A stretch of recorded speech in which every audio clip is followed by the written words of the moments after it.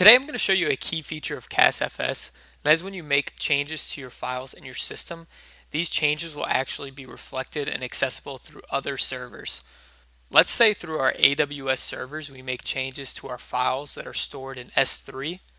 Well, through CASFS, these files are accessible in every single one of our AWS servers. And not only that, the changes are reflected in real time.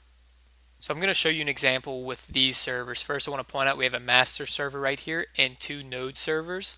We're going to be working in the node servers right now. So we go over here to the right. I already have some web UIs spawned up. This is where we're going to be working from. And if you don't know how to spawn up these web UIs, all you have to do is click Create New and select your web UI.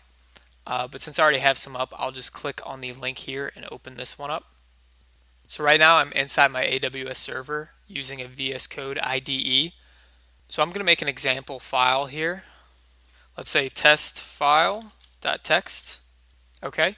And so now we're going to open up our web UI on the second node. So again, I already have a web UI spawned. We'll click this link to open the web UI. So this is the first server right here. This is the file we've already made on the original node. And this is the second node. This is the web UI that we just opened. And as you can see, test file.txt is here. So on the first server, I'm going to make a change to this file. I'm going to say hello from the first server.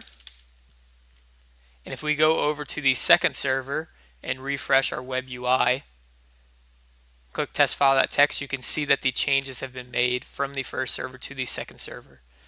And again, this is all done through CASFS. These files are stored in S3, but we are accessing them through CASFS. Let's say we make some changes to this. Let's say we actually get rid of everything except hello and we accidentally close out our file. Well, if we go over to the original node and refresh,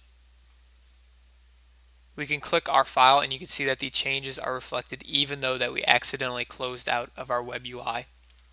And this can be done through anything. This can be done through the terminal. This can be done if you just SSH into the server. It doesn't have to be inside a web UI. That's just easier for me to work through.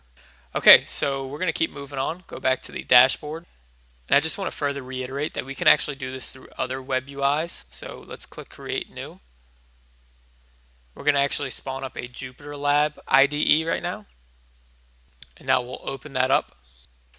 And you can see that we have our test file.txt right here. So we'll make changes on here and go check them out in VS Code. So we'll say hello from Jupyter. We'll head over and you can see that the changes have been made. And again, we can check this from the terminal. So let's do cat test file.txt. And you can see that it is hello from Jupyter. Now I hope you enjoyed learning about one of the more cool features of CASFS.